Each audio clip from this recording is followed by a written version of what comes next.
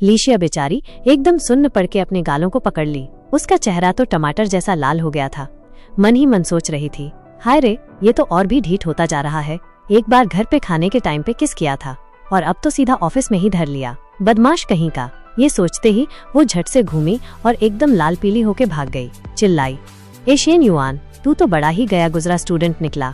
जैसे ही लिजी भागी, तुरंत चेनोर का फोन आ गया।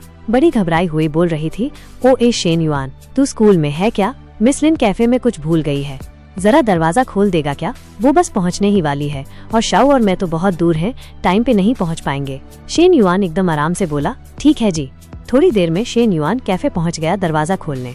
लिनु चांग थोड़ी शर्माई हुई, बोली, सॉरी यार शेन युआन, मैं कुछ बच्चों के खिलौने कैफे में ही छोड़ गई थी, पिछली बार लाना ही भूल गई। शेन युआन ने बड़े प्यार से उसके लिए दरवाजा खोला और बोला, अरे कोई बात नहीं, छोटी सी तो बात है।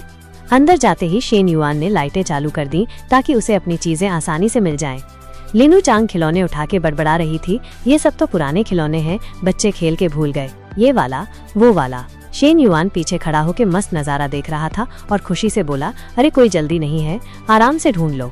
तुम्हारा बच्चा कितने साल का है? उसने खिलौने अपने बैग में डाले और बोली, 3.5 साल का है, बड़ा शैतान है। उसके हाथ में वाइन की बोतल देख के वो मन में सोचा, वाइन? कहीं ऐसा तो नहीं कि मिस लिन अकेली ही कैफे में आके पीती रहती है।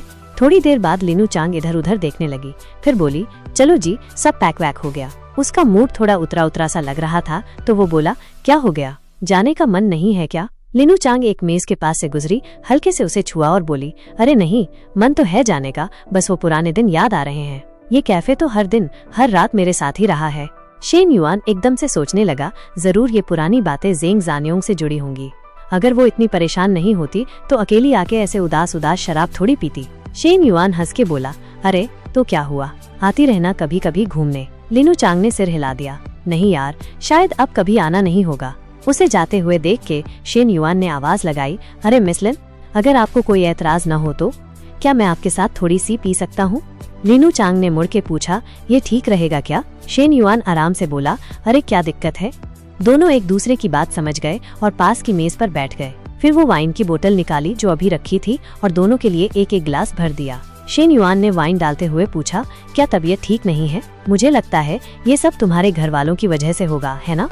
लिनु चांग चुपचाप बोली, तुम्हें कैसे पता? शेन युआन ने अपने गिलास में वाइन डाली।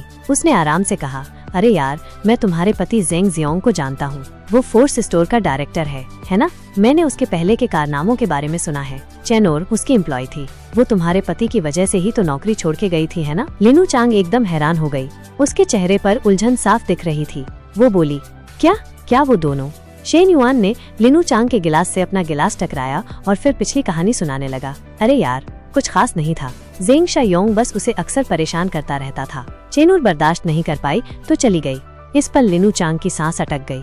उसके गुनाहों का एक और चिट्ठा खुल गया था। उसने एक घूंट वाइन पी और फिर अपनी कहानी सुनाने लगी। असल में मैं आजकल उससे तलाक लेने की तैयारी कर रही हूँ। मैंने उसके धोखे के काफी सबूत भी इकट्ठे कर लिए हैं। उसकी कितनी सारी बातें देखी हैं जब उसने अपने नीचे काम करने वालों को मजबूर किया और धमकाया।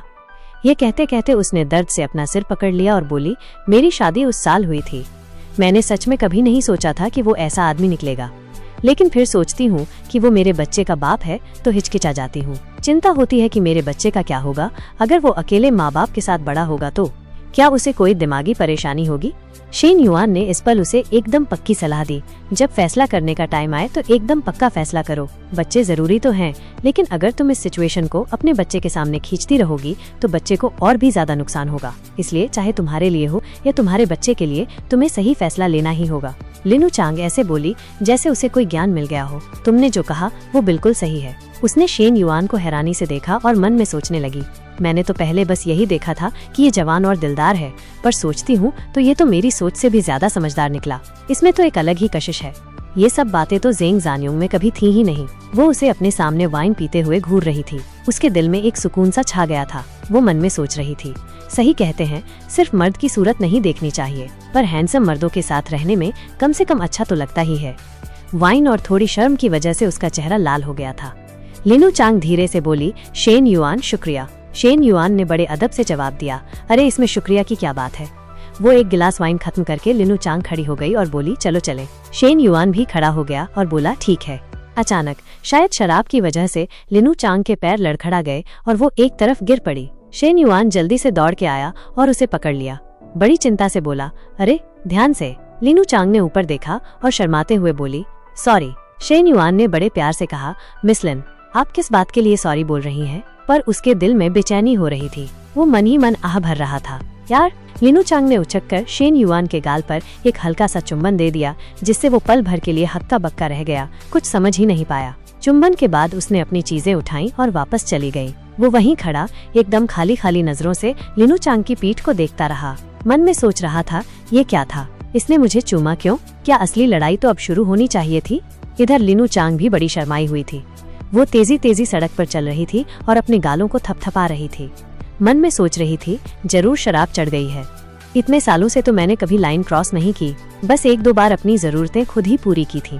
आखिर ये सब जेन जियोंग की वजह से हुआ। वो तो एकदम बेकार और कमजोर निकला, पर मुझे अभी क्या भूत सवार हो गया था।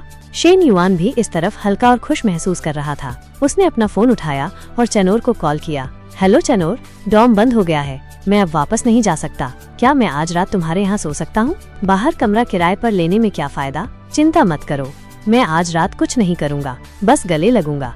20 मिनट बाद चेनोर ने जल्दी से दरवाजा खोला, पतले पायजामे में। शेन युआन की हालत देख के वो चिल्लाई, हे भगवान, तुमने कितनी पी ली? शेन युआन दरवाजे से टिका और अपना सिर झुका के बोला, स्कूल के लीडर्स के साथ दावत थी।